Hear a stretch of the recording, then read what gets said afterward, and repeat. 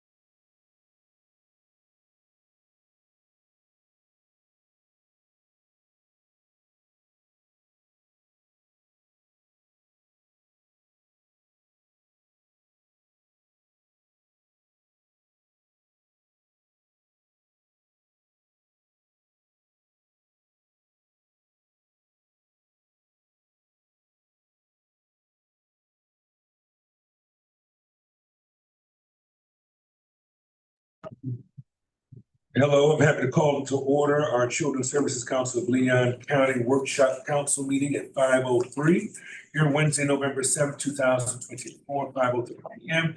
at our Children's Services Council office. First of all, allow me to congratulate. Yes. I am reminded of the words of the great Alonzo Jake Gaither, who said you must kill a mosquito with an axe. Both of you won decisively, and congratulations, and now subsequently returned to the Children's Services Council. Let's give a round of applause. And the chair of the Blueprint Intergovernmental Agency. The first time ever that a person has served as both chair of the Leon County Commission and the Blueprint IA Board. So she is historic and her win is equally historic. Congratulations, Commissioner Cummings. Mr. Chair. And to the best superintendent in the entire state of Florida, the Honorable Rocky Balboa Hannah. Knocked them out, hit them, and then they hit the ground. Congratulations. So as I like to always say at school board meetings, for us all, the best is yet to come. We'll now have our roll call. Councilmember O'Brien. Councilmember Marsteller. Here. Councilmember Johnson. Here. Judge Hobbs. Superintendent Hannah. Here. Commissioner Cummings. Here. Treasurer Mitchell. Here. Vice Chair Watts. Here. Chair Jones. Yes. You have a quorum. All right, we'll now take a motion for the approval of our agenda unless there are any corrections. Mr. Chair, I'll move the agenda. Been properly moved and seconded. Any questions? All those in favor signify by saying aye. Aye. It is approved unanimously. We will now turn things over to the hands of our cable director, Ms. Sika Rose Trueblood. Too green. Green. Thank you, Chair Jones. So we will start our workshop with a presentation from the Community Human Services Partnership at the request of the county. We have with us the Honorable Diane Williams-Cox, Commissioner for the City of Tallahassee, Assistant City Managers Abena Ojitayo and Christian Doolin, Mr. Kimball Thomas and Ms. Anita Morrell, who are from the Human Services Department of the City of Tallahassee. We have Assistant County Administrator Shinkton Lammy and Human Services. I never get the department right, but it's over Human Services. The Director Abigail Sanders Thomas. So with that, I will turn it over to you all. Thank you all very much, and thank you for allowing us to be here today. We love children too. Just make that clear. So I'm here on behalf of the City Commission to represent what we have to offer.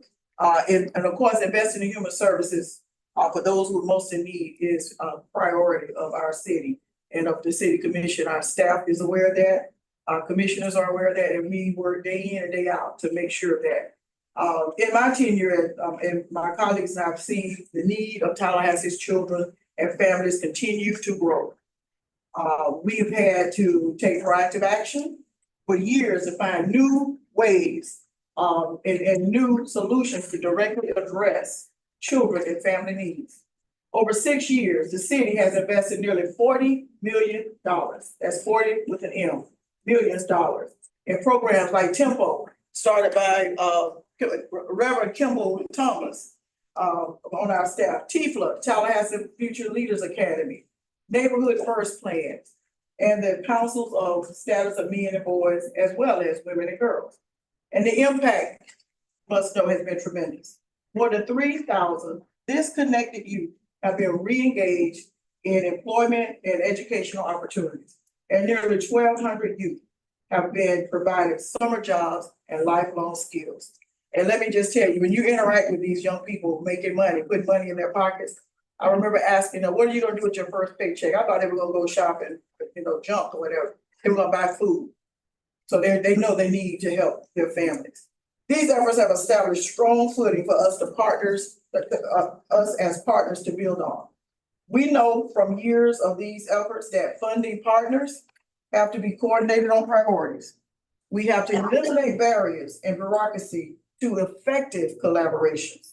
And we need to make things easier for agencies to serve those most in need, because all agencies are not created. As you know, some of them are mom and pops, and they don't have the administrative staff to create beautiful applications and budgets, but we still must help them get there. That is why we welcome the Children's Services Council's discussion of the award-winning Community Human Services Program process and appreciate the invitation to participate. As you know, CHSP has historically had 3 principal investors, and now we have 2, the city and the county. That's, you see my group. I commend the CSC for taking actions to identify how you can participate in CHSP and serving the children and families who depend on those programs. What we do and the way we do it is important. I'm looking forward to the discussion and your support. Staff has prepared some information on CHSP, our recent success together, and more significantly, ways we can partner with the where you can partner with the CHSP process. Off script. I am a staunch supporter of this agency, Children's Services Council. I campaigned for it. I even come by and I've spoken to you all on a few occasions to make sure that you got the viewpoint of people in my community. I am honored that the county has invited us to come over for you to consider joining us in our efforts. We have a very robust CHSP that has evolved and improved through the years. It's been in place more than 20 years. And we always seek ways to make it better. And we're here to offer our services if that is what you want. If not, we will part and continue to be partners in the community. Not coupled, but we would love for us to come together and have a concentrated effort to help even more children and families in our community. And I think it will send a strong message to our community that we're all working together. And so I hope that after you got this information, we will see our way forward to being great partners, more closely coupled to make this happen in our community. And with that, I'll ask staff to prepare to give the presentation. Good evening. Good evening. As Speaker mentioned, I'm Anita Morell and I'm the manager of the Human Services Division with the City of Tallahassee. And as Commissioner Williams-Cox stated, the $40 million that we've invested in human services is mostly done through our CHSP process. However, Commissioner Cox also mentioned other programs that we fund. Tempo, TIFLA,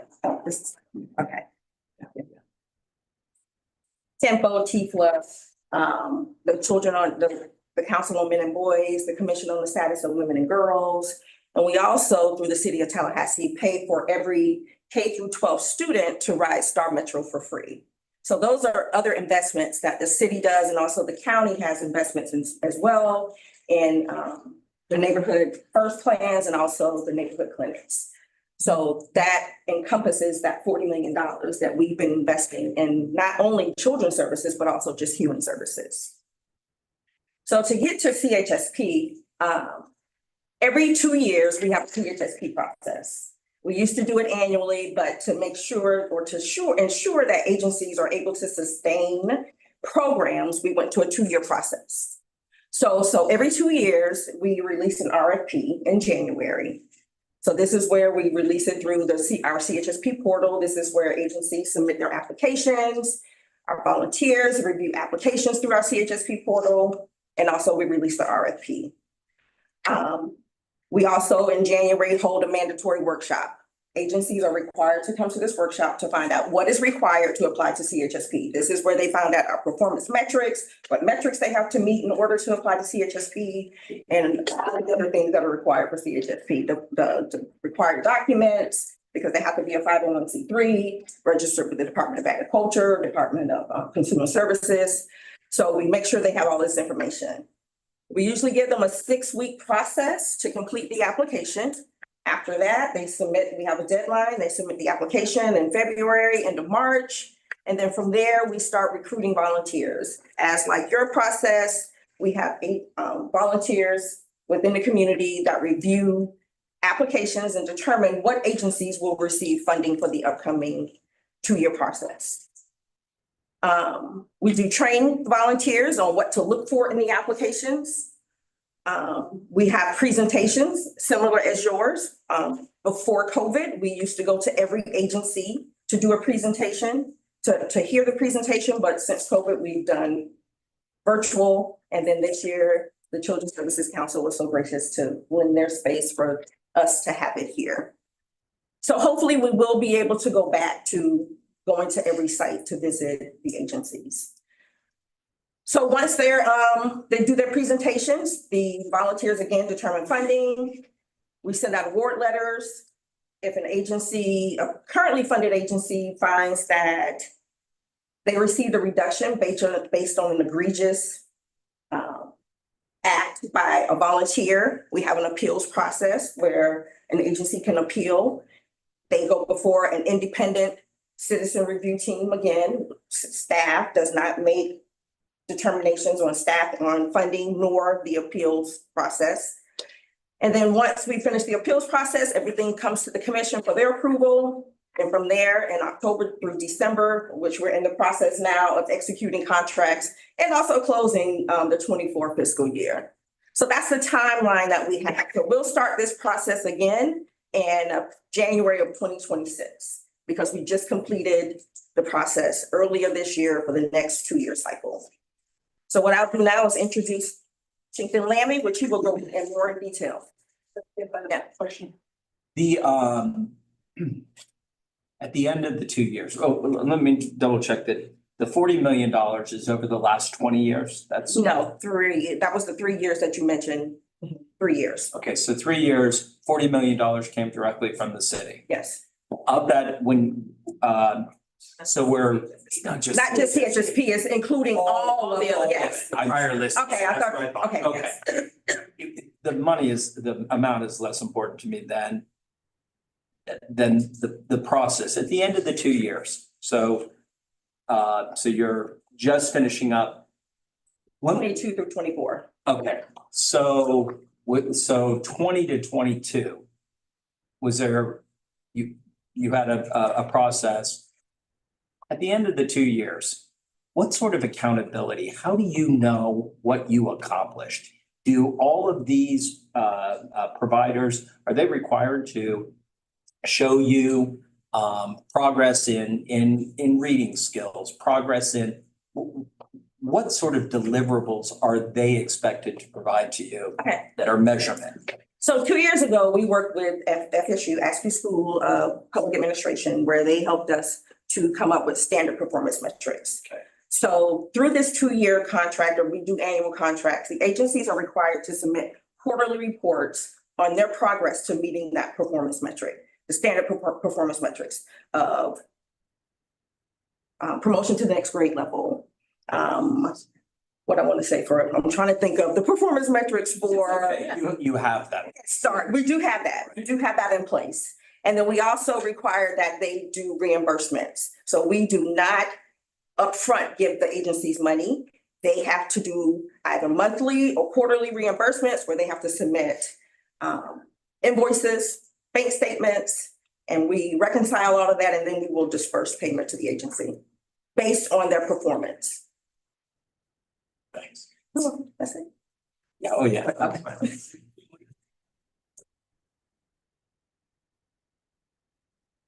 Evening, everyone. Like Sika mentioned, I'm Chieftain Lammy. I am the Assistant County Administrator for Leon County. And as you all know, thank you, Anita, and good afternoon. And so after the overview that you just received from Anita, as well as the introductions from Commissioner William Cox, I'm here this afternoon, of course, to present the request that was made by the County Commission, which serves as the primary purpose of your workshop today. So this time last year, we held a workshop with the County Commission, at which time we county staff proposed realigning several of the counties, of the CHSP categories that currently exist to better respond to the human service needs in the community. This proposal was made in recognition that CSC was approved by the Leon County voters in 2020 as a dedicated funding source for children and family programming and services through their property taxes. And also recognize that CSC has been very successful in investing more than $7 million in youth, children, and families programming, which is more than we currently invest within CHSP, which is approximately $4.9 million.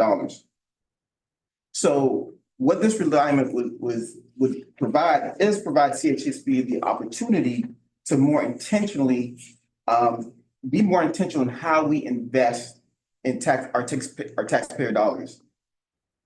The proposal to realign the categories, so the proposal was to realign the categories, several of the categories, and direct the children and family programs that usually apply through CHSP to apply through the Children's Services Council for funding opportunities. So that will be brought to the commission in November as well as January earlier this year.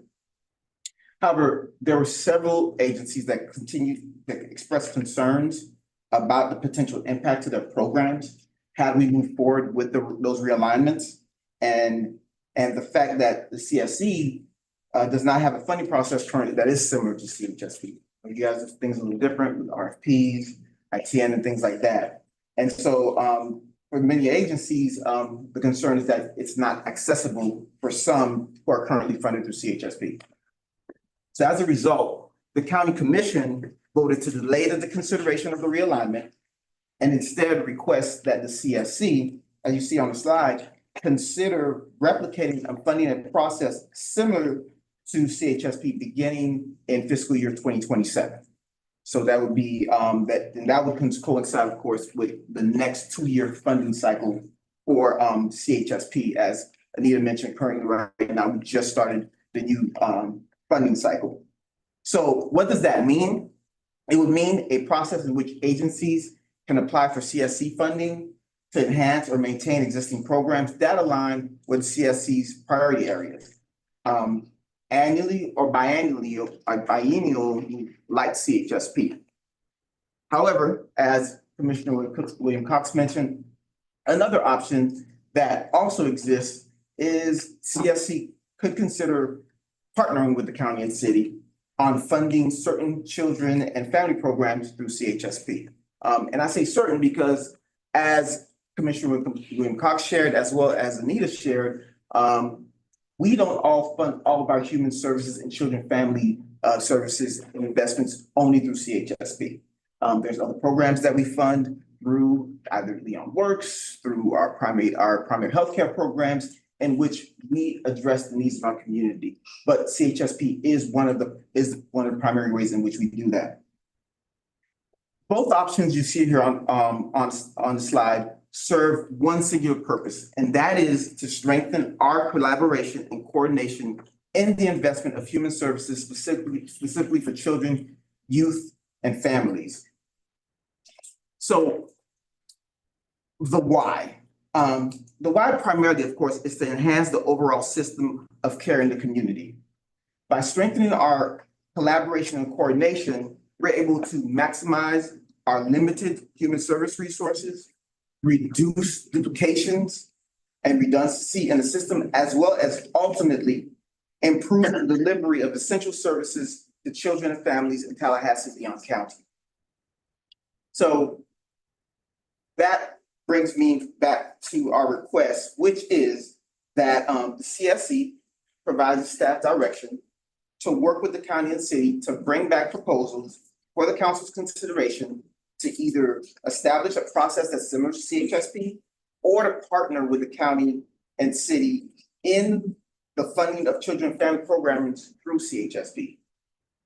So in the interim, what we would do, we would evaluate how other CSCs coordinate with local governments in funding children and family programs, as well as proposal options and potential timelines based on the decision of the CSC. Proposals will be brought back to the council for its consideration next year in the spring as part of the process as far as getting your consideration. So with that, I'm happy to answer any questions, or we are happy to answer any questions. Several. So how much annually does the city budget and the county budget for CHSP project? That in here, did you already tell us that amount? Total is $4.9 million. Between the two of you? Yes. It's $5 million between the two of you? Yes. And is there an ask today of what that looks like for us, what you're asking of us, $1 million? No, no ask. So what we're asking is to work with your staff to bring back some options as far as what it would look like. One, if you want to establish your own process separate from CHSP, but also bring back an option of what would it look like if the CSC participated in the CHSP process. I believe it's 4.8. 4.9 million. 4.9. And if I may, I've heard the question a couple of times, are we coming to ask for money? No. Coming to ask for partnership.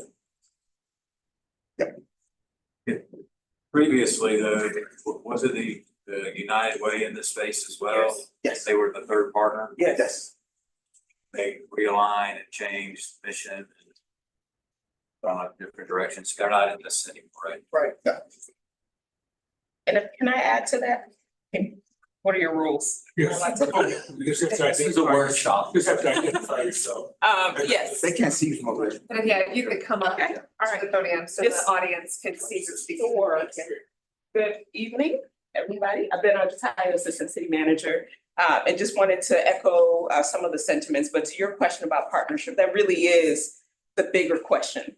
Whether or not CSC is interested in CHSP as one of the vehicles through which you invest in human services.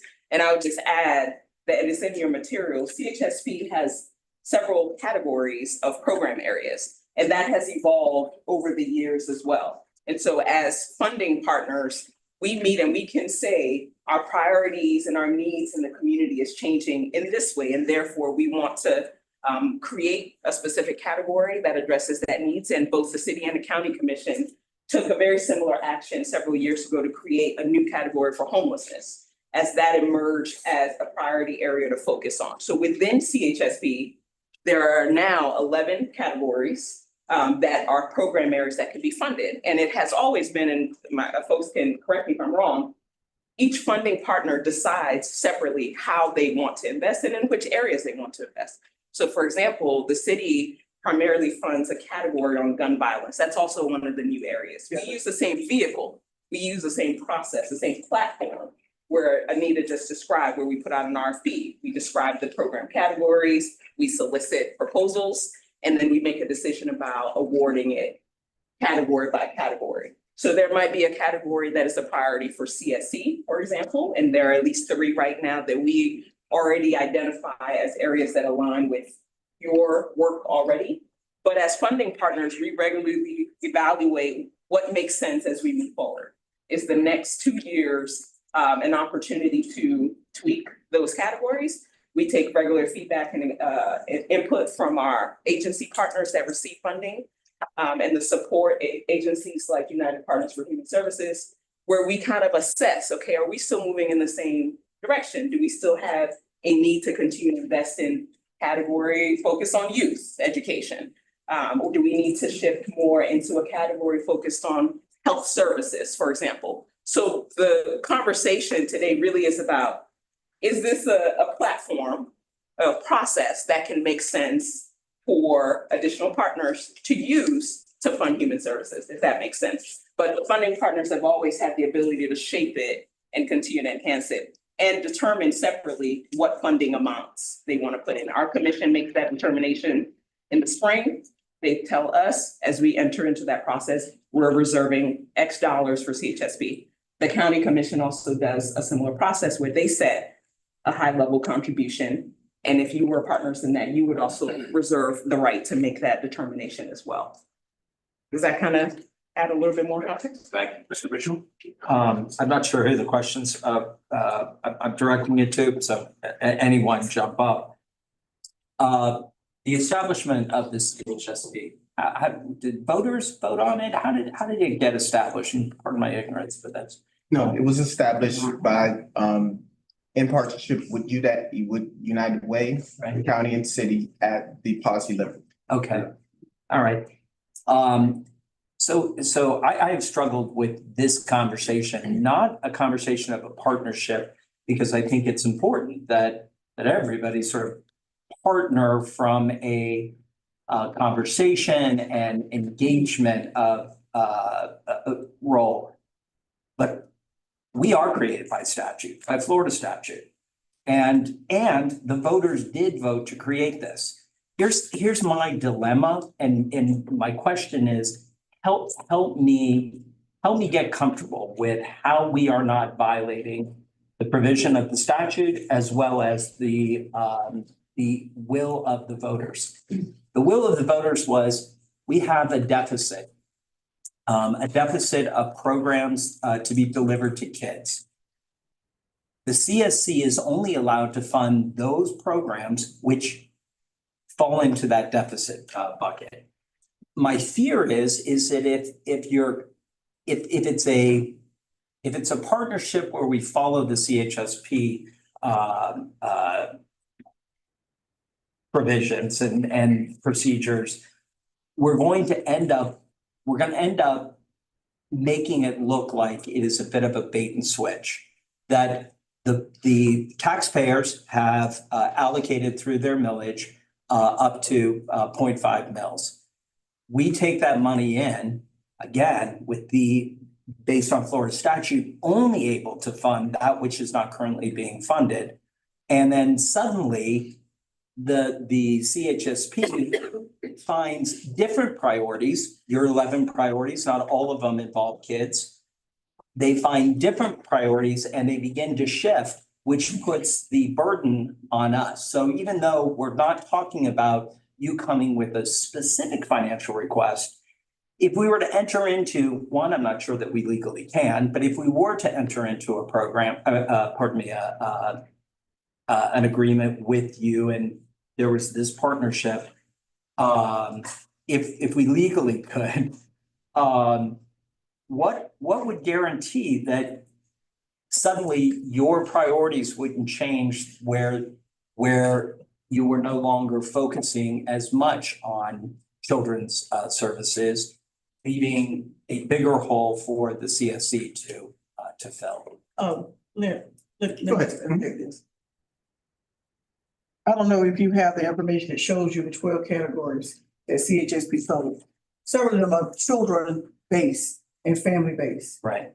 So we're not here to say that, if you all joined us in a partnership that those funds would be spread across all of our categories. They'll be concentrated towards what our common goals are, to take care of children and families that need it taken care of. And if you don't have it, let me just share with you real quickly what they are. Children's services, part of your name. Community support, persons with disabilities, basic needs and emergency services, family support, health services, senior services, youth recreation, character building, and mentorship. Sounds familiar? Youth education, employment and training, trauma zone services, homeless services, and gun violence intervention. Of those 12 categories that I just named, there are some cross sections that we have in common, the programs that you've been funding and those that you're legally bound to fund. I don't think that there is, I know the voters, along with the other voters, voted for this to occur. And so you have a process. You're right, they did not vote for us. They did not vote for the CHSP, but since 1997, the county and the city have taken it upon themselves, long before CSC was even thought of, to try to find a way to meet some of these needs in our community. And so now we're still doing it. And when we pass our budget, it includes doing that. And when our millage is approved by our staff, by the commission, we're then knowing that we're going to continue to fund at these different levels. Now, whether we're created by statute or created by, trying to be innovative to help our community, the goal is to get these funds into the community to help those who need help, those who are underserved and need the help. So we're all doing the same thing. We're just doing it differently.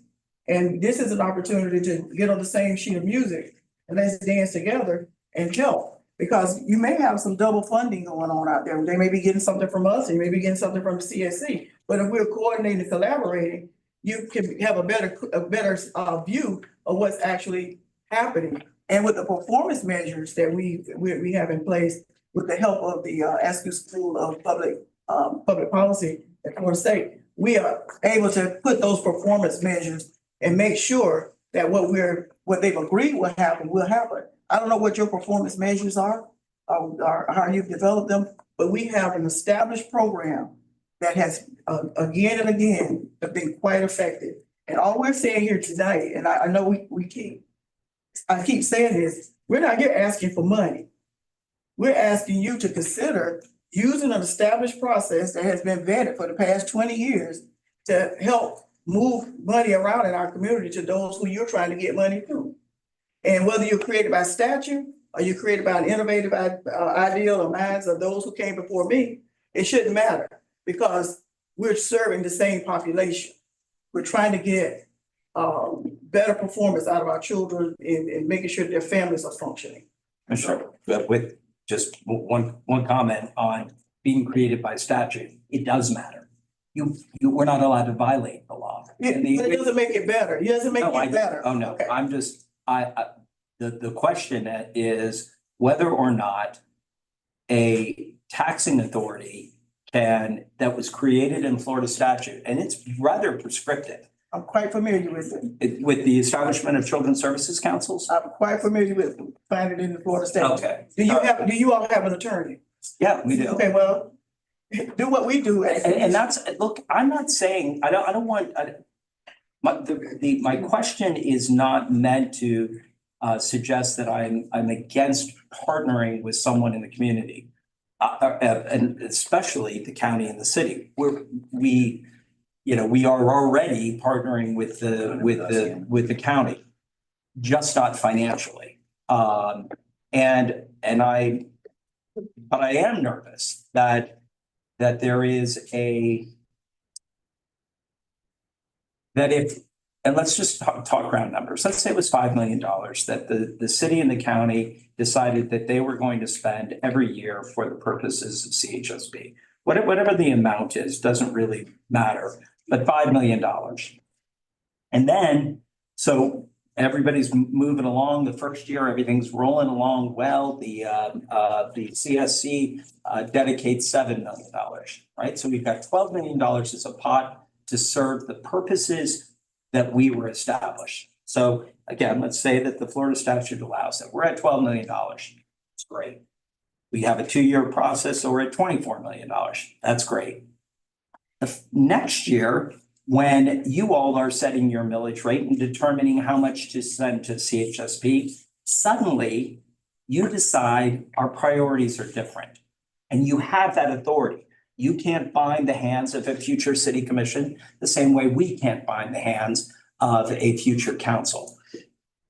So you decide, you know what, things are a little tight. We don't have $5 million for children's services. We're now going to go down to $1 million, or we're going to go to $2 million, and we're going to shift our resources somewhere else.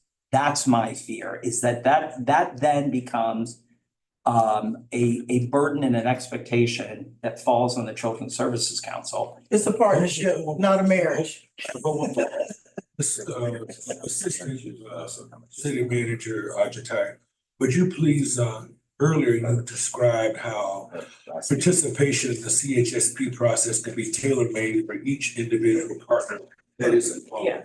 Subsequently, if it is legally permissible, it can be a prescriptive process that is germane, that takes into consideration, as you described earlier, whatever covenants that we have or restrictions born of statute that we have if we were to participate in the process. That's right. Would you describe that again? Yeah, that's right. And That answer. I want to continue to insist that we're talking about a process versus funding. Right. And we have to cross that hurdle first before we get into the specific dollar amounts. So CHSP is a process, is a vehicle, it's a platform, it's a tool, call it what you want, as a way to cohesively determine how to fund agencies that meet your objectives and to collectively track and hold accountable those agencies so we can ensure we get results.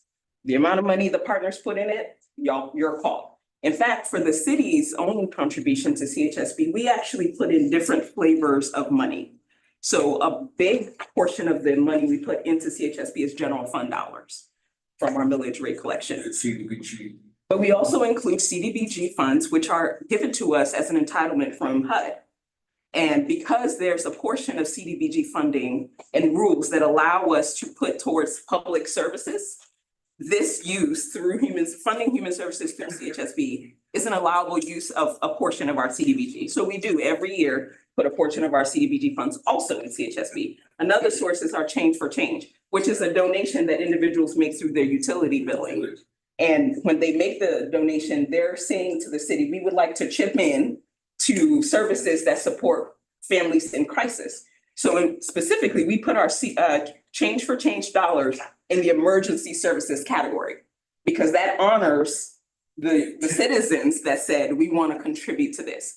They didn't instruct us on how to distribute the money. They said, I want to chip in for this kind of work. And we use the CHSB process to distribute that fund. So let's make sure we're distinguishing here. There's the process and then there's the determination of whatever amount of money and the flavor of money doesn't matter so much. That's kind of gets into the administrative part. The other thing I would mention is that I think I'm hearing you allude to supplanting of funds. The CHSB process, every cycle receives way more requests than we can fund.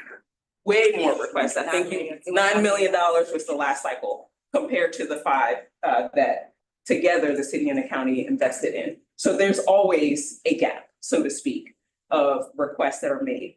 But also it's a competitive process where every cycle agencies propose a program. There's no guarantee that once they have funding, that they're entitled to the same funding every cycle. So to your concern about if agencies and funders shift priorities, this burden then gets handed to whoever is the primary lead on a category, let's say. That fundamentally is not how CHSB is designed. Every cycle, we have an allotment of funding that's available, that's determined by the funders. And that funding is made available through an RFP for requests. There's no guarantee that every year each funder contributes a specific dollar amount. That's your determination. Does that make sense? That's so, so if this is just about process, does the city and the county believe that the Children's Services Council isn't using a good process to award tax dollars? I will allow Shington to speak on that. That's not where the conversation is coming from. No, and in fact, I'm being as transparent as I can because one, this originally came in a way of we want to shift funds. That's how it was originally pitched to me. So that's why I started there. Then I heard what you said and that you're like, this is not about funding. And Commissioner Williams-Cox, I definitely heard you. If it's about process, no offense to CHSP, but I like our process just for accountability purposes. Yeah, and I'll let you speak on it because the process was designed as a way to be cohesive because we were working with the same agencies. I think you'll recognize from the attachments that they're very similar partners that approach the city and the county and will approach the CSC for similar work, for similar deliverables, for similar recipients of funding. And so CHSP allows for the city and the county to evaluate those requests together and to agree on funding and performance metrics. So it's a tool that allows us to be more efficient with our distribution of human service dollars for agencies that come to us through that. But like we were mentioned earlier, we have the county serves and invests in neighborhood clinics. They're not part of the process of CHSP. There's a totally different sort of relationship. We have a mental health program. We partner with TPD and Appalachian Center. It's a totally separate kind of collaboration. And CHSP didn't make sense as the vehicle to use for that, but it is our primary way of giving funding to agencies that make proposals based on the RFPs that we have put out. So does that? You answered. Okay. Thank you. Thank you. Thanks. Thank you, Mr. Chair. Thank you, Commissioner Cobbs, for being Ms. Morale, Shington, for y'all's presentation and explanation. I just want to make sure that my thinking has evolved. I think what we have now is an evolution of what was initially proposed to the county. You correct me if I'm wrong, Shington. Okay. My first impression of Children's Services Council being involved was that there would be a shift in funding. The county would pull back a portion of its funding to allow the Children's Services Council to infuse funds for these entities that provided services for our children and our families. So where we know involved now, we are not talking about, correct me if I'm wrong. Are we not talking about a reduction in funding for CHSP from the city standpoint and from the county standpoint? Yeah. that was Okay, so never- we have evolved from that, Yeah, because I yeah, was that was- totally Yeah, against Yeah. it from the beginning. Okay, so we have Okay. evolved and we are at a different standpoint now when we're talking about partnership, And correct? that is critical. right, Right, so okay. that's, Evidence. yeah, the conversation was never taking money out of CHSP, ever, ever, ever, ever. Talk about realignment within CHSP. Yes, it was. No, it was CHS, those dollars were never going to leave CHSP. That was not what we brought to the board as part of the workshop or in January. We talked about was specifically looking at how we invest those dollars within CHSP in other areas, such as more dollars for basic needs, more dollars for homelessness within CHSP. Now, that was the conversation, but one thing we gotta be clear though, as we were talking about realigning those agencies or those programming or those dollars, so many of our programs in all those different categories that we know that CSC doesn't focus on, but they work specifically with children and families. When we think of our senior services category that we fund, you all know, many people know, so many children are raised by grandparents. So many parents, and so senior service is a critical component. Our healthcare funding that we provide, those are critical to children and families.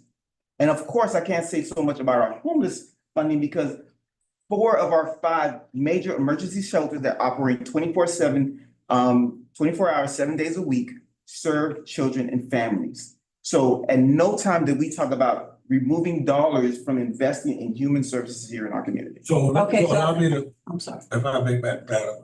So what is most important about this conversation, the presentation and the documents that you have provided, there has been an evolution, I would say, in the conversation because we were under the impression that all activities or funding for children would become solely the responsibility of CSC and CHSP dollars would then be reallocated or repurposed for adult services only, and that we would assume the burden for children I projects. think that's what he just said. And Right. that's not the case.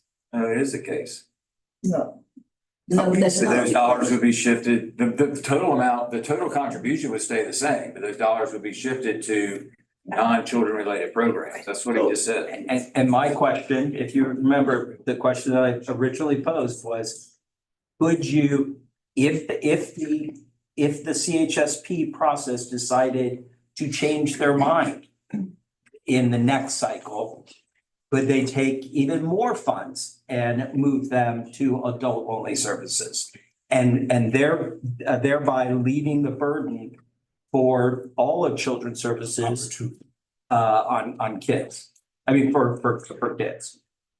No, that's not our goal at all, because at the end, yeah, it's a partnership. Yeah, so the thing about it is, it sounds like, as I'm hearing this conversation, this is why it's good we're hearing these conversations. We want to get a sense about what the concerns are of the CSC is that the idea that we're kind of saying, hey, this is your problem, deal with it. Absolutely not. Absolutely not, because at the end of the day, that when we talk about, we have an MOU in place right now. And we work very closely with Sika and Holly and Dina and the entire team, because you guys approved an MOU that's in place between the county, city, and the CSC right now. And we work closely very much to look at the different programs that you are funding. And a lot of them are exactly the same programs that we fund. So we're funding the same programs that fund the same personnel, that fund the same CEOs, that fund the same COOs.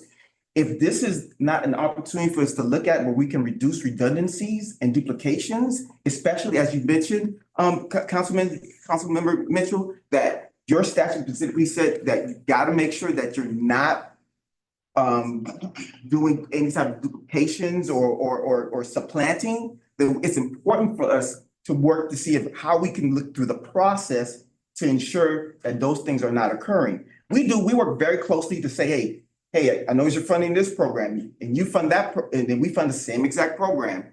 What are they reporting? Are they reporting the same exact kids that they reported to us?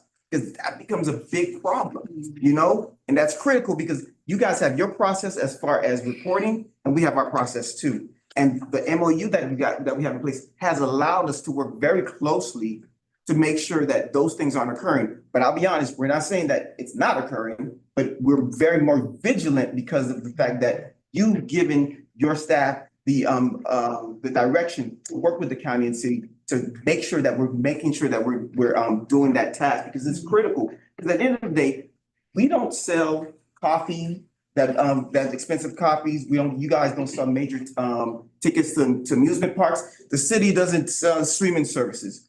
All of our dollars that we receive is from the citizens of Leon County through property taxes. So it is our responsibility to ensure that those dollars are being utilized and those redundancies and duplications are not occurring. And can I tag on at the end, just real quick? Opportunities for greater collaboration and coordination in human services investment is why we are here, Yes, ma'am. period. Yes, ma'am. Mr. Watts. Mr. Oh, Chair, sorry. I had not finished. I'm sorry. Sorry. No, I think this is great conversation. I think it is an opportunity to collaborate, coordinate, and not duplicate, okay? One of the things we agreed to do is put a moratorium on this for 2 years. You all are already in the 2-year cycle, have already selected and allocated funding and what have you to the various agencies, but we received phone calls from individuals that said the funding is, you all agreed on moratorium, funding has been cut. This agency is getting less this year because the city didn't put in enough or the county didn't put in enough. Can you explain that? Yeah, so They cut back on what they had been allocating. well, there have been discussions about the process this past year about dollars that have been shifted. Not on our side because we got clear direction from the county commission for that. But it had been addressed, but it has been addressed through the city already. So they addressed that in at their September meeting where everything was for those categories. Right? That's correct. So it was no reducing. No, there was no reduction. For this 2-year period. That's right. So do we- Actually, it was an increase, just to clarify. So at the beginning level, as I mentioned, I don't get my steps in. In the beginning of every budget cycle, the county and the city take similar action to set the overall dollars. So that number investment in CHSP was consistent. The city gave the same amount. What happens in between the categories may shift. And there was some of that because we've added 2 new categories since the last 2-year cycle. And so that shift is where you would see a little here and there from one category to the next. And historically, it has shifted, whether it swings really large or not. For example, when we created the homelessness category, we had a huge inflection of one-time ARPA dollars that we use the CHSP process to distribute. That money goes away and then you have another category again, another cycle. We have to make a determination of where do we go. So actually the city voted, the commission voted to add more money to the CHSP process so that they can restore some of the funding from another category due to that shifting of funding. Thank you. Thanks, Mr. Chair. You're good, ma'am? Mr. Watts. Yeah, I'll be brief. First for Sika and the chair. So logistically, after their presentation, what's the ask of us? Are you looking for some type of motion on this, like logistically after what the purpose of this workshop and the presentation is for what? And then I just got 2 follow-ups. Okay, well, the workshop will deal with, is for them to present as they have presented. I do believe that you provided us with some options for us to consider. Yes. But the potential of a partnership, but that's born of our conversation here. That will be decided at this meeting or at the December meeting. So the workshop, this just is for information purposes only. We then come back with a recommendation coming from the staff, correct? From the staff. Or you can take this information and direct us on what options you'd like us to present. All right, then, based upon what their recommendation. So I asked them to put that slide back up. Thank you, Shinkton, which is options. There were 2 options up there. And so those two options are what you all would like for us to consider after this. The first option, as I understood it, was ultimately the process that you all have for people to apply, that there were some particular groups that felt like if they were directed towards the CSC, that our process is a little bit different, might be a little bit more tougher, because that's what we put an emphasis on, and that they would not qualify. Did I understand that? And so the suggestion was for us to embrace the CHSP application process for funding to possibly accommodate those groups who were concerned about not being able to qualify for did I misunderstand that? Well, there was an ask, specifically a request from the county commission about looking at establishing something similar to CHSP. That's correct, because some agencies said they couldn't apply or have the ability to apply for opportunity through the CSC process. There was that. Okay. Then of course, but there's always been the option of a partnership through CHSP where, you don't even have to look to create a similar process, but just partner with the county and the city as part of the CHSP process. What we would do is, what we're recommending is that we bring both to you.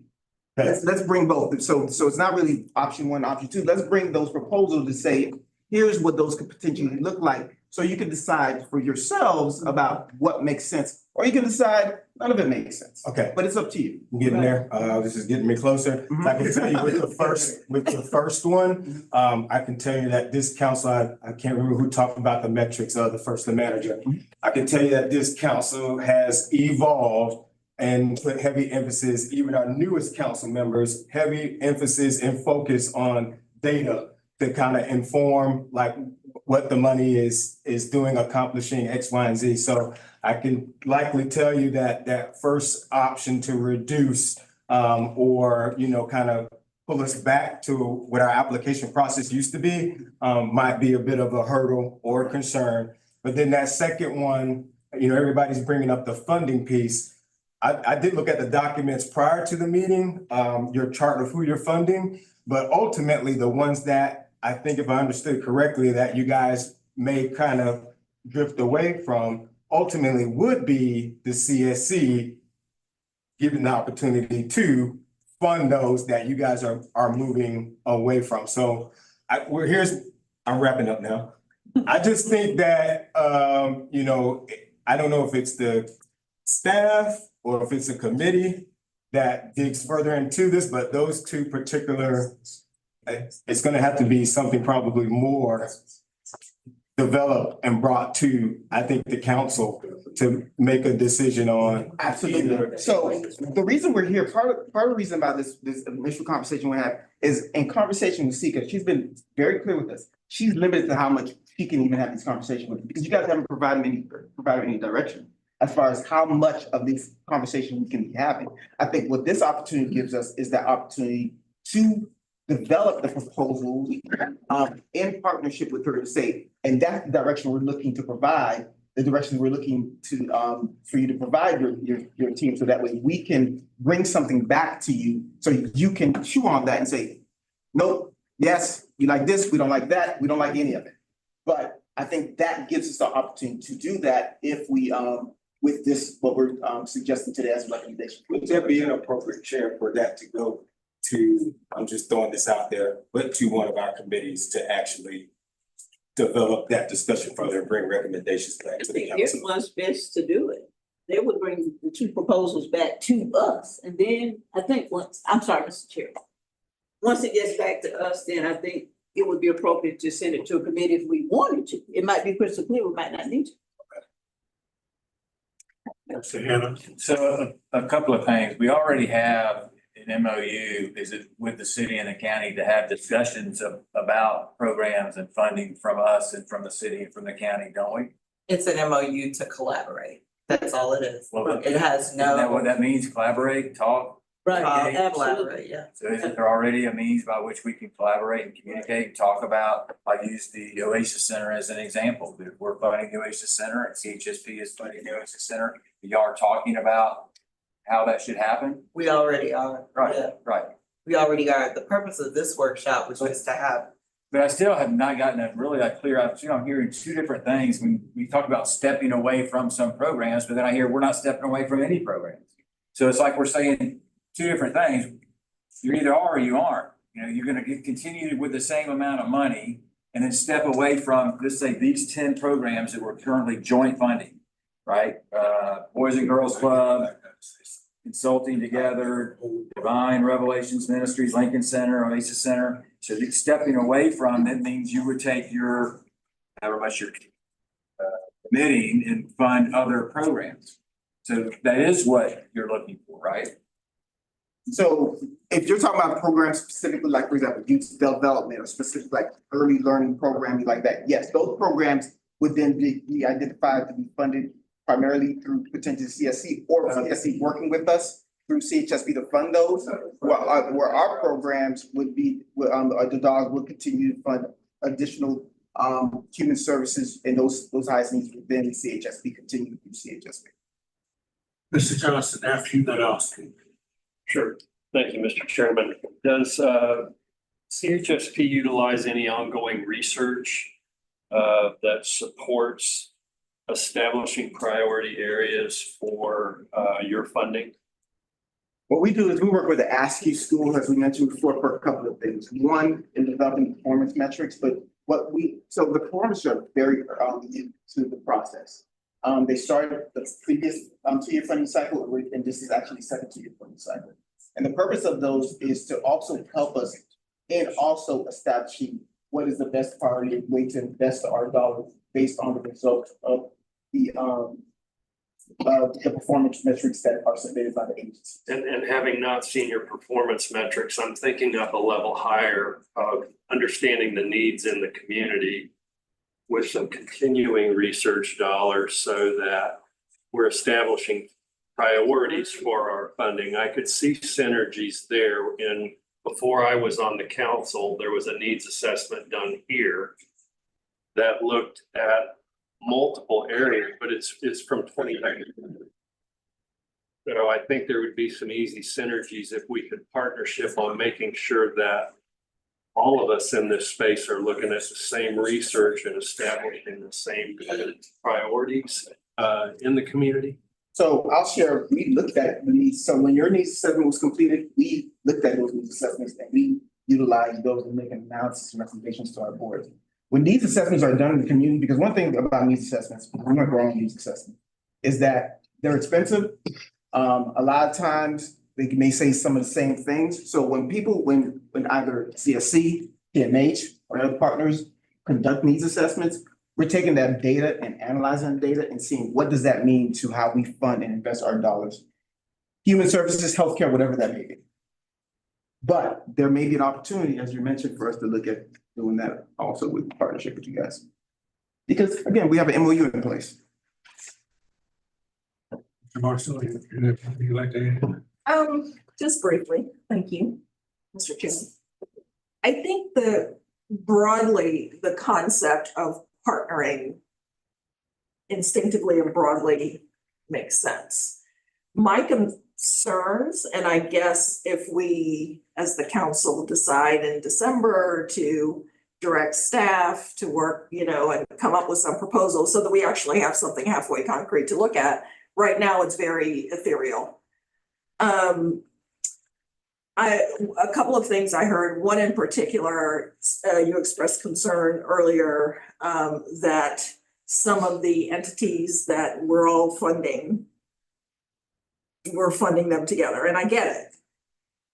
But I could be wrong about what we do here, which is it's okay for organizations to be funded from several different sources because we require that our folks demonstrate that what we are providing to them are over and above what they're already being funded to do and the number of kids that they're being funded to serve. So from that perspective, I don't see that there needs to necessarily be a change. I am concerned that over time, what will happen is the very thing that my colleagues have expressed some concern about, which is when this group decides at some point, and they will, to refocus their priorities, the entities that are providing children's services that are currently getting funding from CHSP and from us will now turn only to us for that full set of funding.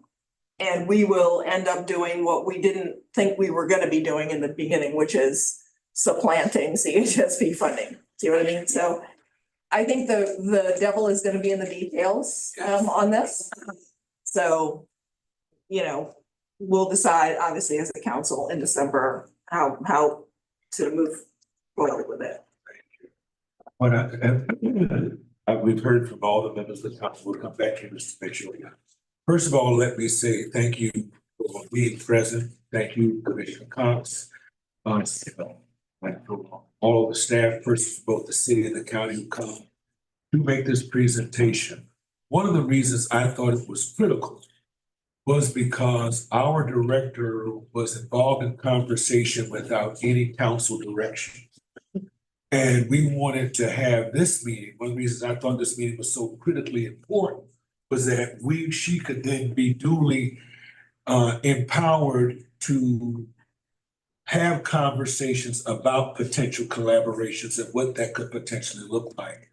I want to thank Ms. Morrell, Achatayo, and Shankton, because wittingly and knowingly, as we were taking shape as a council, it was a CHSP process that kind of informed us out the gate.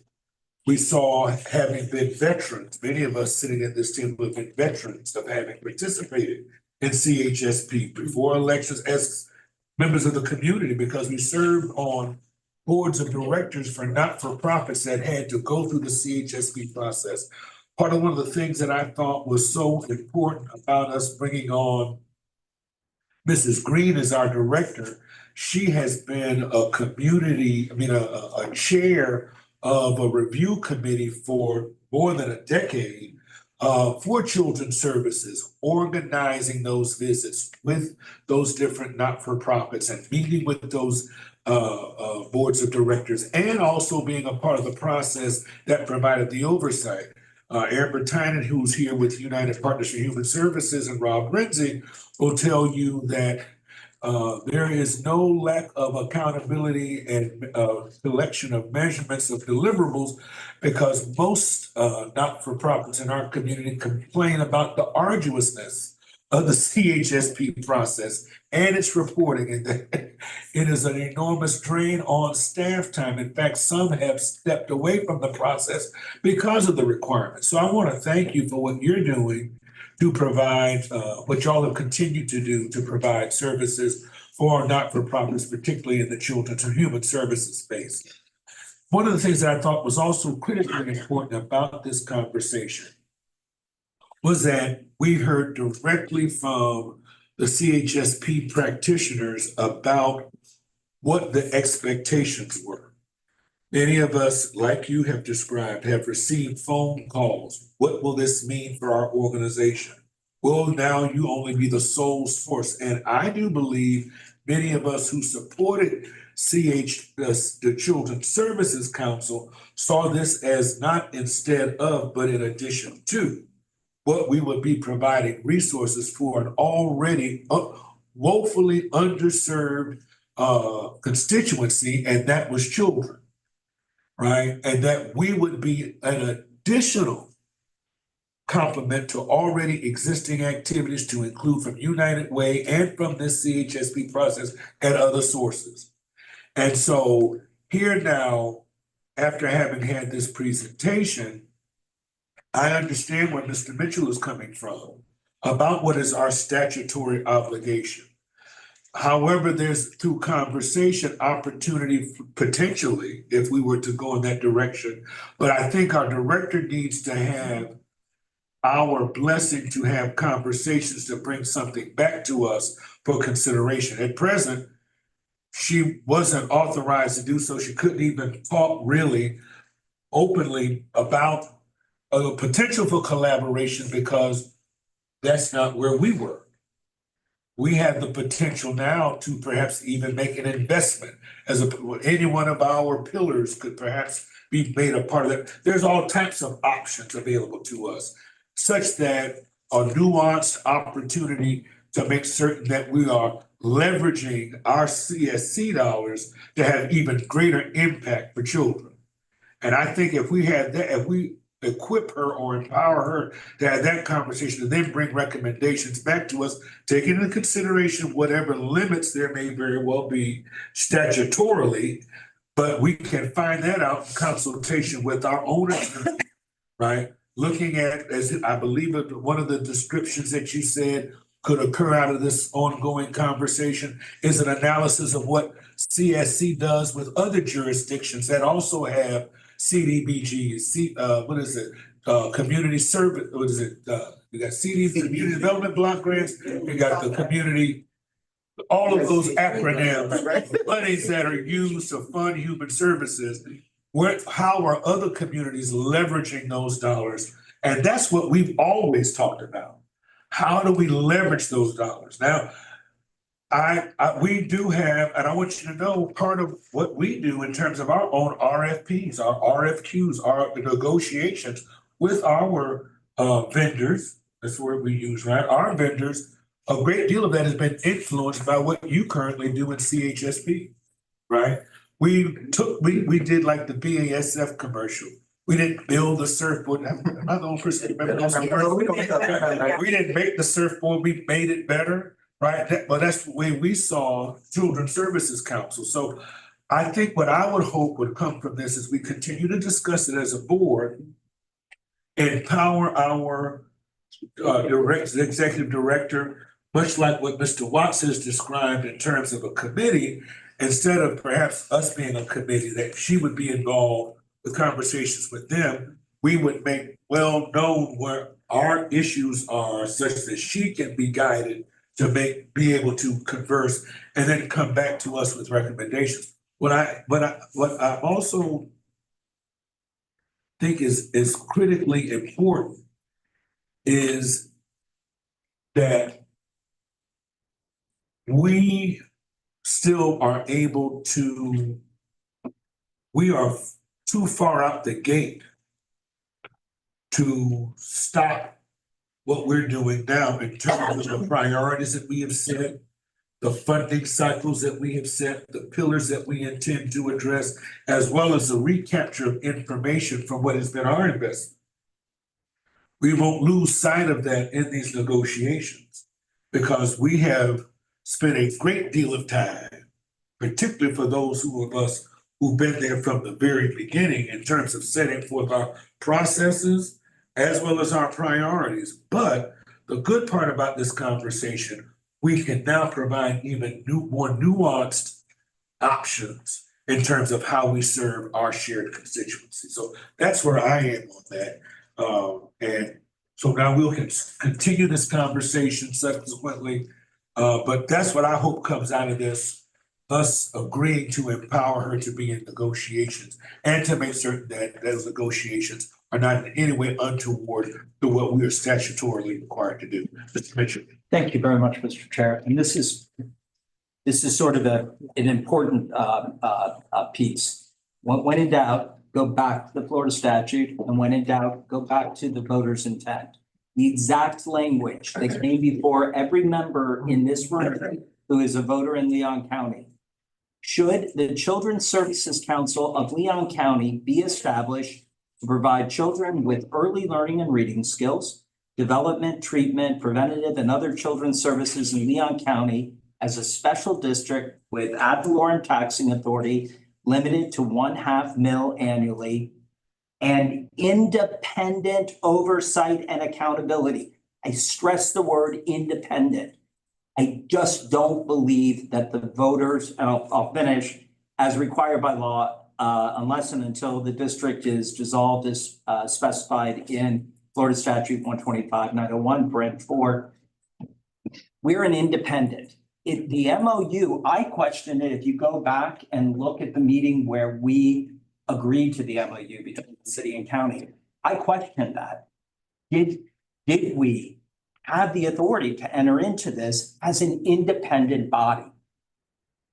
I voted yes, because I thought it was important that Holly and Sika and, you know, and the team of CSC be able to share with the county or with the county and the city things that we were doing, so that really your intent, which I will say I did not know that that's what the intent was, which is why I was very clear up front, like no hiding anything. I would be against that, but no hiding it if we're independent.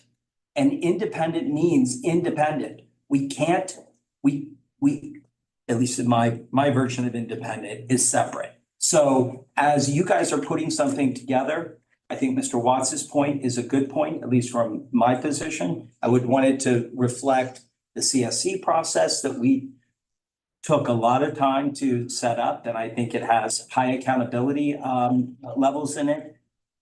But consider what the voters voted on when they gave us taxing authority, and it was that word independent. It didn't just happen to plop in there. And I thank you very much. Thank you. So one of the things I thought was important that, and I believe it was Assistant County Administrator Shinkton Lammy said, was that there would be an analysis of already existing relationships between municipalities and CSCs who are guided by the same statute as we are. And I don't know this to be the case. I don't see no different than we make an investment. I mean, and again, we're not talking about money, we're talking about process.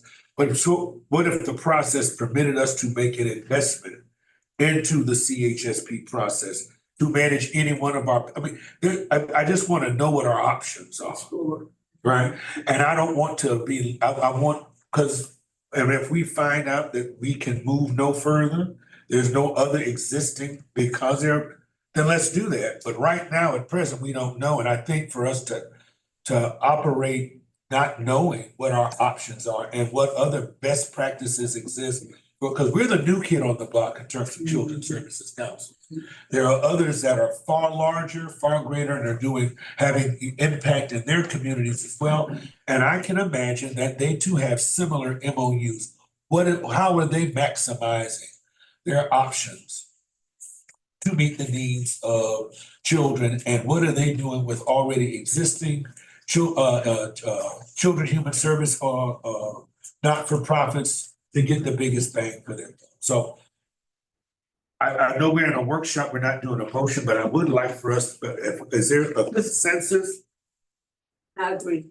Yeah. Is there a consensus to allow our director to continue to engage in conversations, the full blessing of the council to come back to us? But the good part about it, you'll notice, we're not, the recommendation that's coming from Leon County, from the county administrator, is for a process to perhaps begin in 2027, which gives us a great deal of time, one, to either stop it or to move forward, but then to come up with something through our through our negotiations that perhaps can be satisfying, and then no different than the award-winning process with CHSP was, that was nothing like it in the nation, to harness those federal and state dollars to maximize operations when y'all started it years ago, back when I was just a citizen on those committees.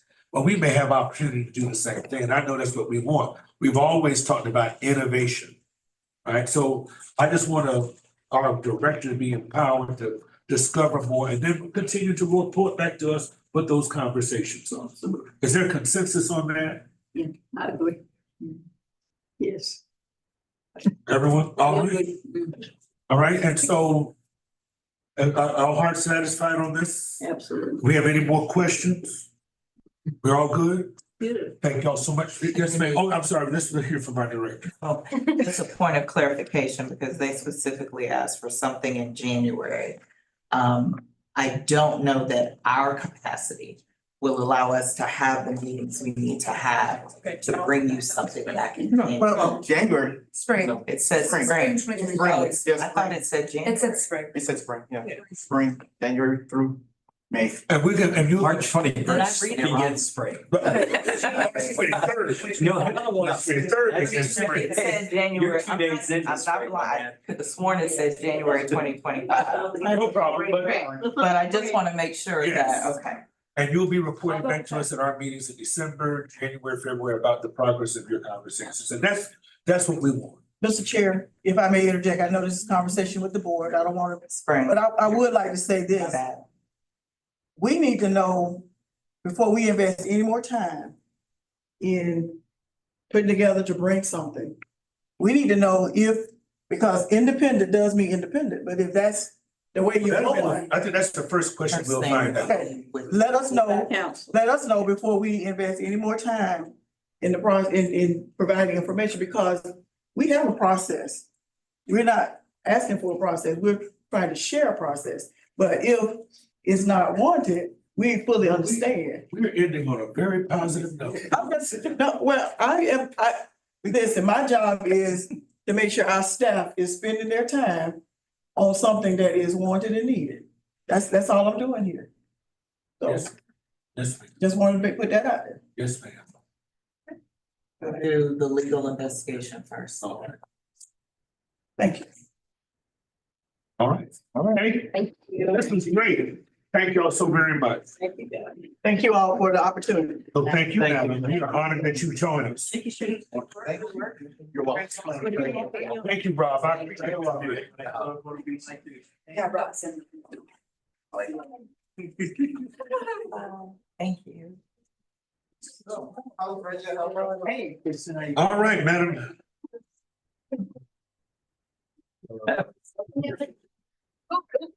Sorry. Hold on. I was just getting things queued and ready. So. So now we're back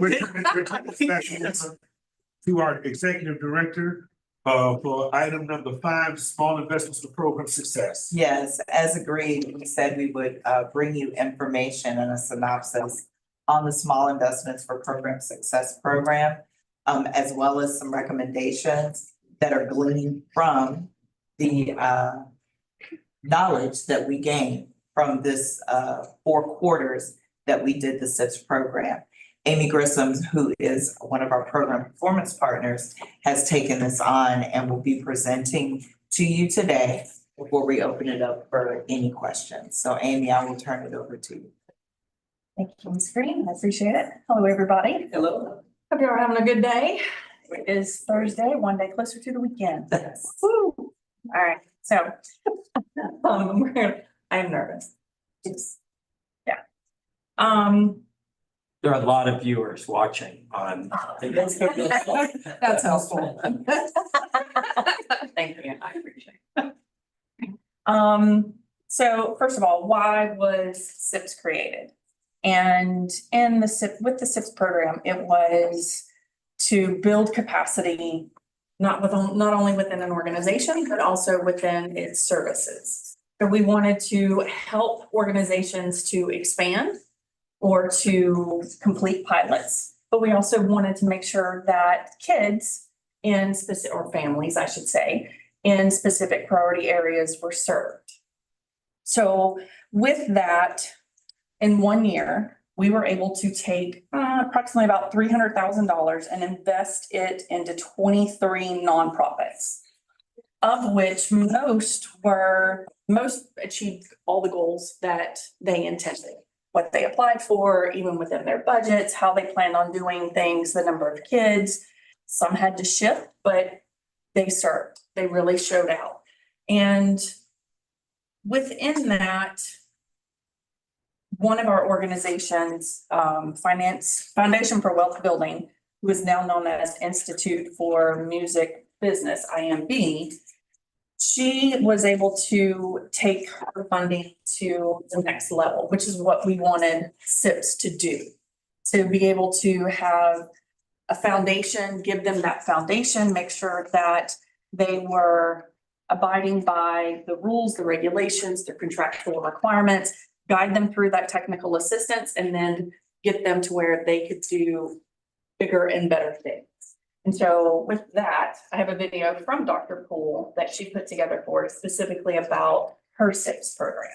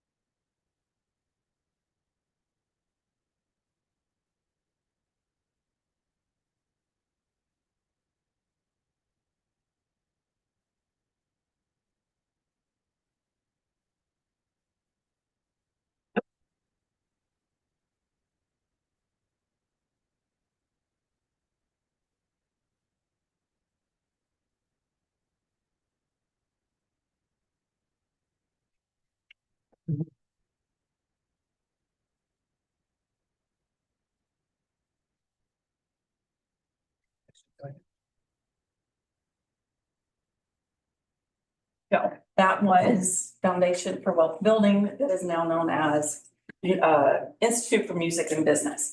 And that's just one of the many success stories that SIPS has really been able to implement into the community.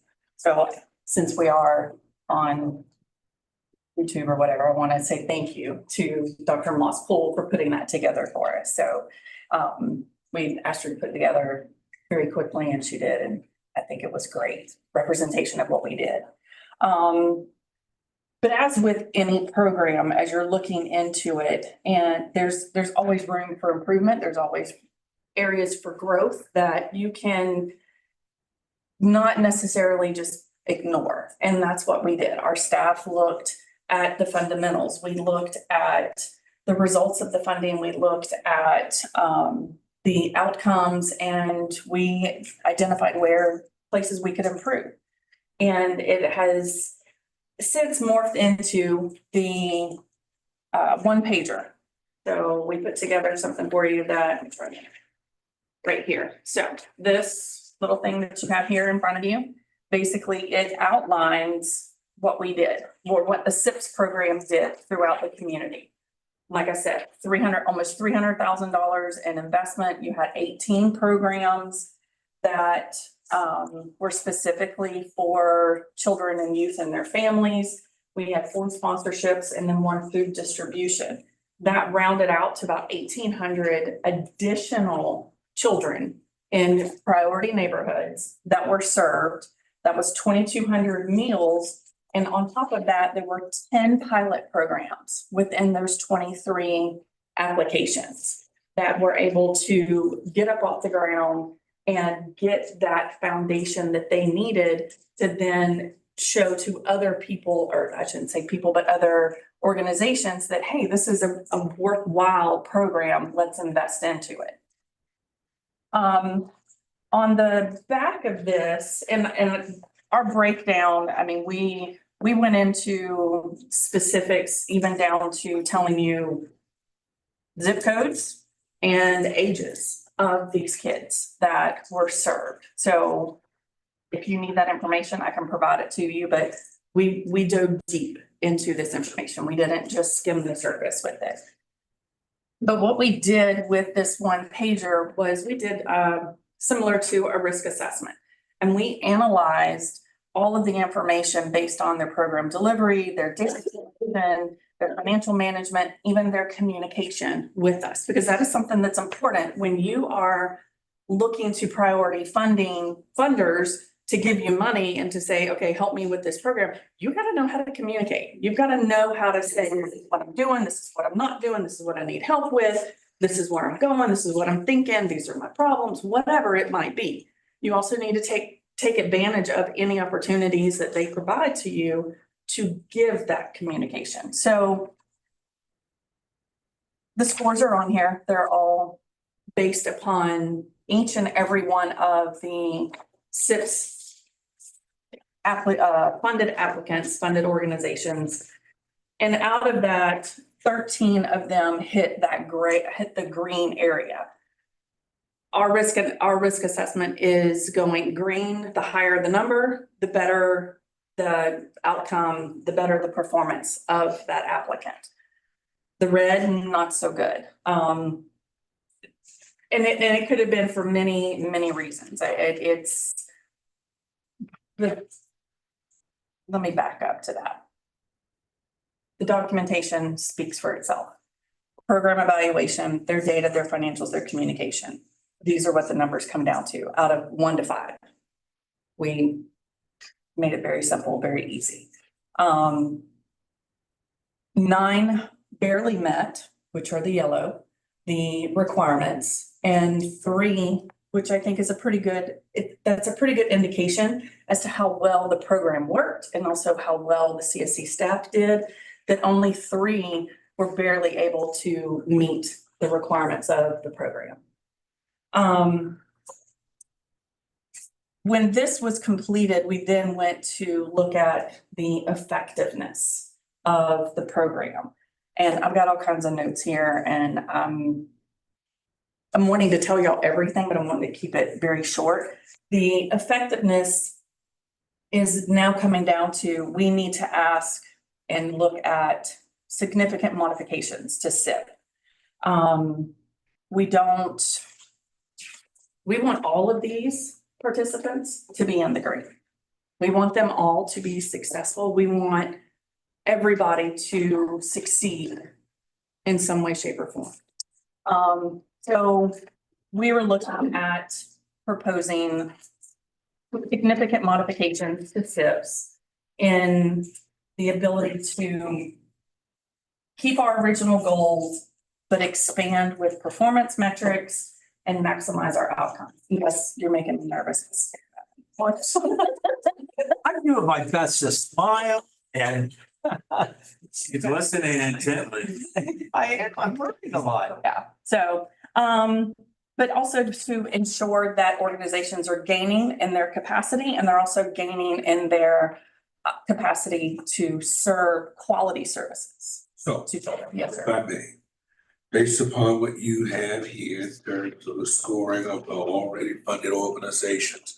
So just give us in a nutshell, what are the recommendations that you're making moving? Sure thing, I will do that. So in the next document that you have, it's titled CSC Leon Small Improvement Program.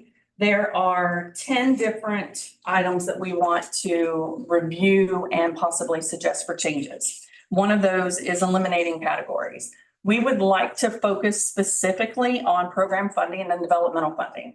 No sponsorships, no match. We didn't do any match in the first 4 cohorts anyway, but just focus exactly where the money needs to go. The money needs to go to, which my notes are right here. So within the 5 priority zip codes, 1, 3, 4, 5, and 10. And then within the ages of 6 through 16, those were the biggest percentages of children that served with this funding. So that's the first thing. The next thing is going to be to prioritize our alignment. And this is where we would seek the council's opinion in where would you like within our theory of change, where would you like to see this funding go? Where select instead of open to anything and everything, where do you want this funding to go, this turnaround, this funding cycle? Expanding contract terms. 6 months is not enough time to really show a good return on investment.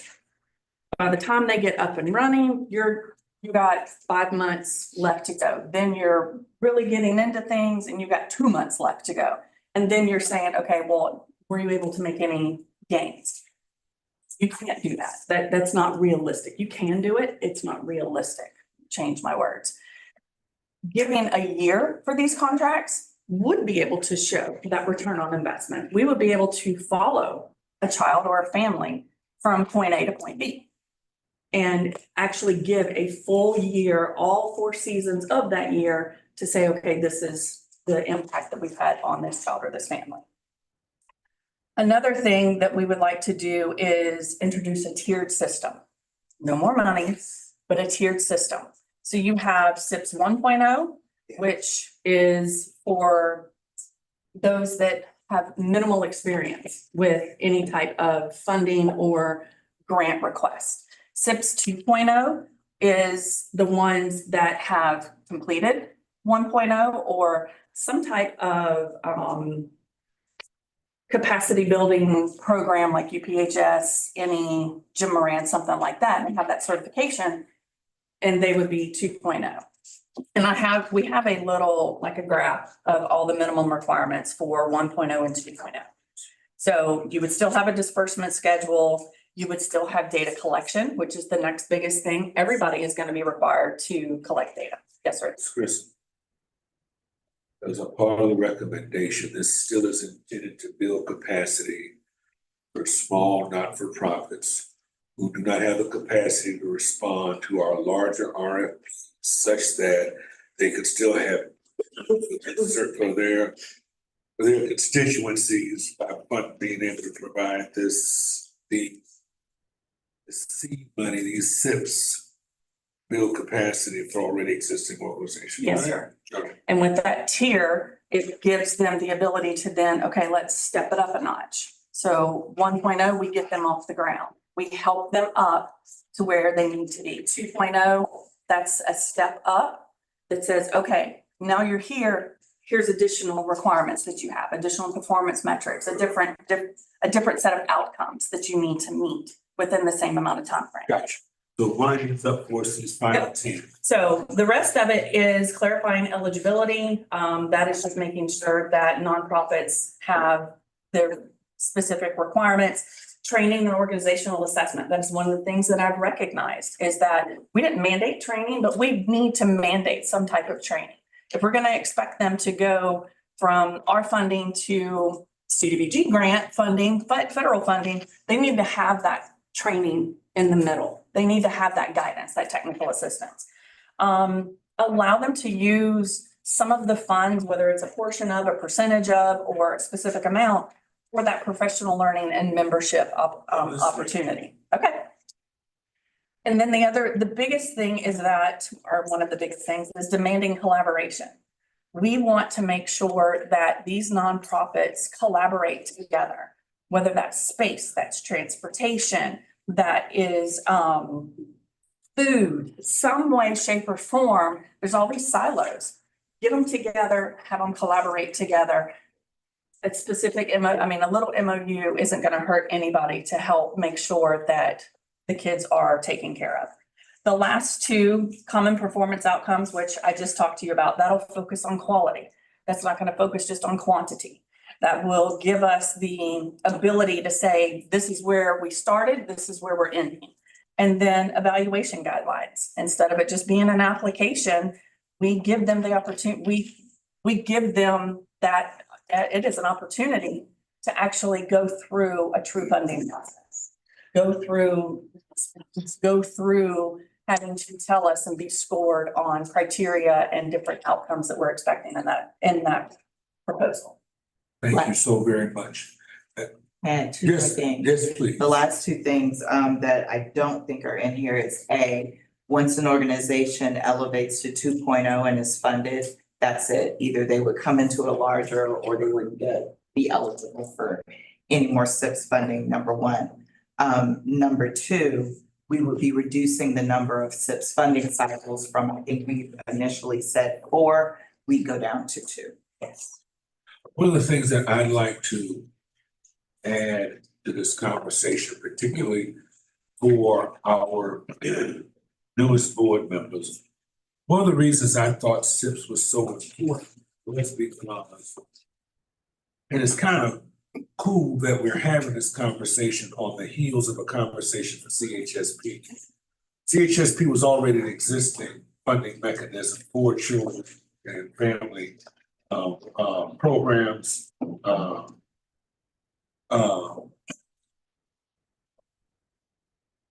family programs to ensure that we were, for lack of a better word, building a bench. There were already what I always call the usual suspects, right?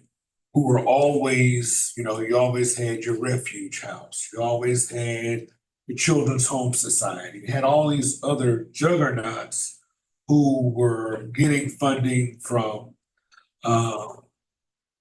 already existing programs. But then there were a lot of grassroots organizations that we knew based upon our tours and our visits and going to see these people in the community. We were talking, it's a part of our listening tour, to not-for-profits who were having impact, like a Miss Annie, right? Who was collecting, food and then bringing it back and then feeding kids after. And she doesn't rise to CHS, and she doesn't rise necessarily to children, but an investment in an organization like that that's grassroots can have impact Because they're right there in the neighborhood, they're right there in the community, they're identified as influencers. And so we wanted to make certain that we provided an option that did not exist in this community in terms of providing funding. So here now with a year or two under our belt and however many number of organizations this is that we have funded, I appreciate the fact that y'all have learned from what we have done thus far, such that we can, if we decide to continue with this, how we can improve it and at the same time have greater impact. And again, be able to build a bench such that we know that we're having impact in certain enclaves that are oftentimes historically underrepresented. And it goes back to one of the things that has been my word from the very beginning that I got on here, and that was about innovation. And we've seen a great deal of innovation come here. Then there were also opportunities for us to provide investment in some things that were community-based, but did not have the formality of the type of funding and reportage that we require, because they were either doing it out of their pockets, they were collecting their own monies, but they weren't in a formal process such that anything could be measured. And so I want to thank the staff for what they've done thus far, and I look forward to what would be any additional consideration by us. Yeah, you gonna move for a double motion or anything? Not tonight. We Okay. would like to get any input. I don't know that we received any council input, Right. but you have it and can review this and provide us any input via email, if you will. Yes. And we can make those changes. But we would like to bring this in December for a decision so that we can move forward with any with an application process I will, in June, but we don't need a motion for that. Yes, Ms. Cummings. I'm sorry, you finished. I'll finish, I'm sorry. Finish. It'd be so, I was like, cause I did not get a chance to look at this before the meeting, so, that's helpful. So I will, to spare time, just arrange to meet and ask some questions with you Absolutely. on this. Yes, with Amy. Yeah, so whoever, and I'll be ready. Ms. Cummings, Uh, Commissioner Cummings. yes, Mr. Chair, no, I just want to, thank, staff for the presentation and for the analysis, all of this, information in different areas that we have was, No, but I'm gonna let you. You're not allowed, but I'm gonna let you. okay, was provided to us based on analysis of various, programs. I've looked at, the color coordination and their recommendation just based on what they analyze and perceive as weaknesses. And I agree, six months, you're just getting geared up. After 2 months, you're getting geared up. You're ready to roll at 6 and then shuts down. So I accept their recommendation and look forward to us, moving on it because it's guided by specific facts and statistics that they have gathered from our various SIPS programs. So I just thank them for all the hard work. Thank you. Any other council members? So we're satisfied they'll come back to us with recommendations moving forward, right? We'll email it out. Please give us your input. We'll have it ready for December. All right. Although we did not formally call for public comment, Mr. Sims been here all the entire time. Mr. Sims, That's really quick. I just want to say, Could you just? you gotta say your name. Could you do your name and your address? oh, okay, I'm sorry. Thank you so much. My name is Stanley Sims, 1320 Avondale Way. Very thankful for the conversation I've heard today. And I just want to reemphasize what Ms. Simone said is because this is a baby, Children's Services Council, I really love the fact that you all want to hold this close for right now. I'm not saying it's bad going to the CHSP process, but when I look around this room, I see Sika and Holly and people of expertise of children. and I don't mean this in a negative way. When I look at the current conditions of our children here in Leon County, and I kept hearing, and I had lunch with him in our rounds, and I've, even my good friend Rocket, his love for children and his concerns. Independent children's services, I'm feeling that. I get you. And I think that if they may process the application, but the vetting, I don't want that watered down. So with that said, in my other minute and a half, thank you for listening to me.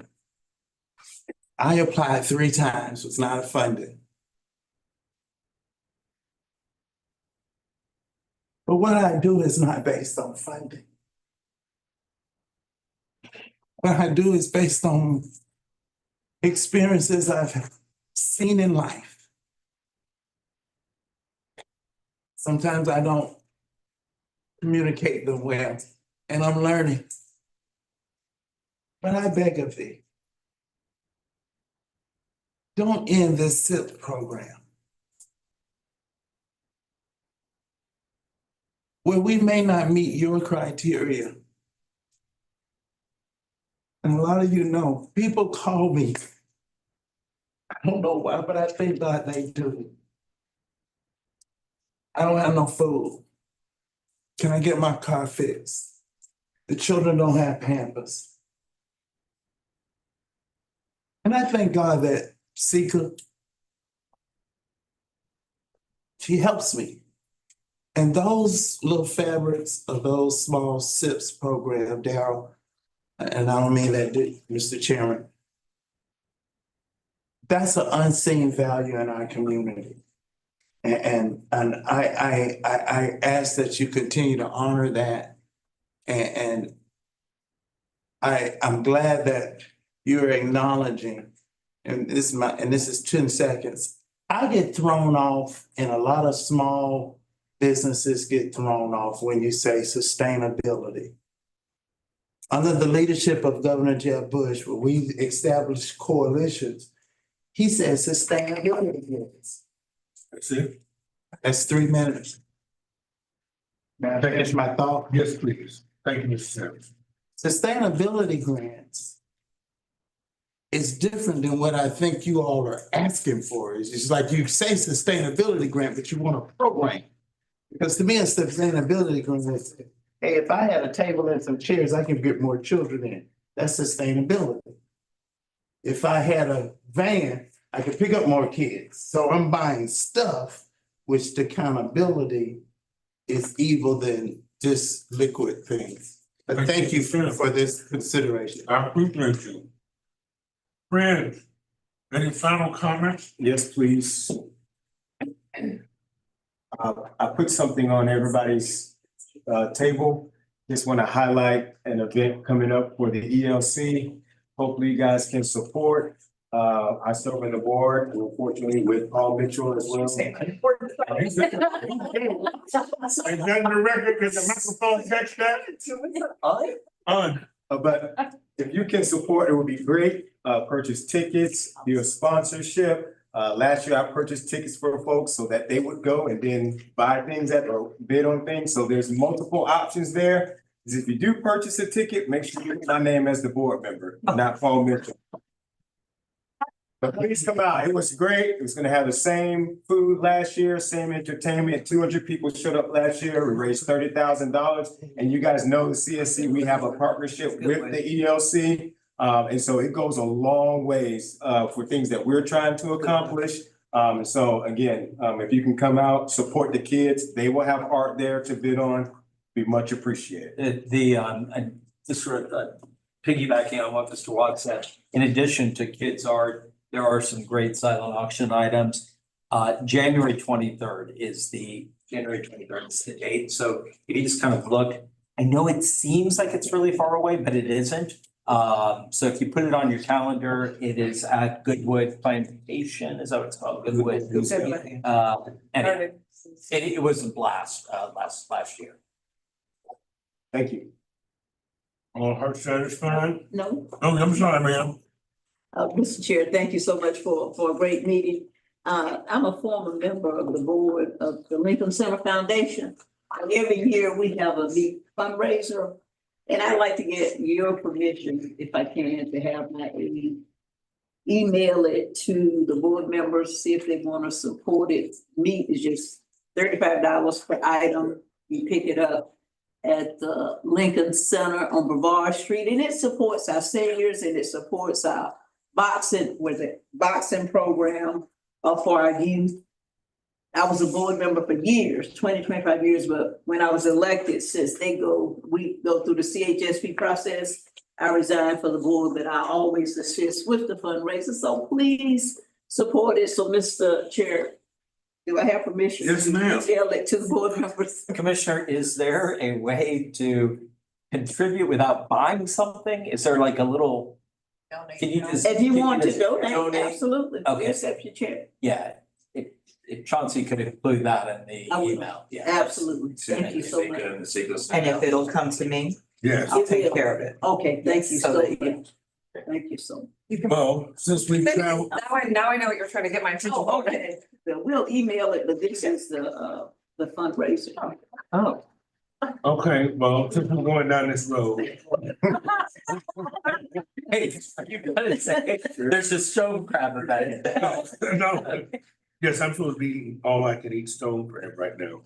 But on December 8th, at 5 p.m., I'm having my 13th annual Christmas party and toy drive to provide Christmas presents and overcoats for children in Title I schools and in public housing. And this year it's going to be at the Monroe. Again, December 8th at 5 p.m. I want to share that with our directors so that you all can come. And we also support Family Promise of the Big Bend. No, I want my own email. Okay. Instead of hers and her own. Instead his own email. But I want it lumped together and you forget about it. Yes. With my picture with. Yes. Oh, wow. Hey, guys, all hearts satisfied? So you don't have a charity? Have we met? Friend? Okay, thank you all, everybody. Thank you. Great.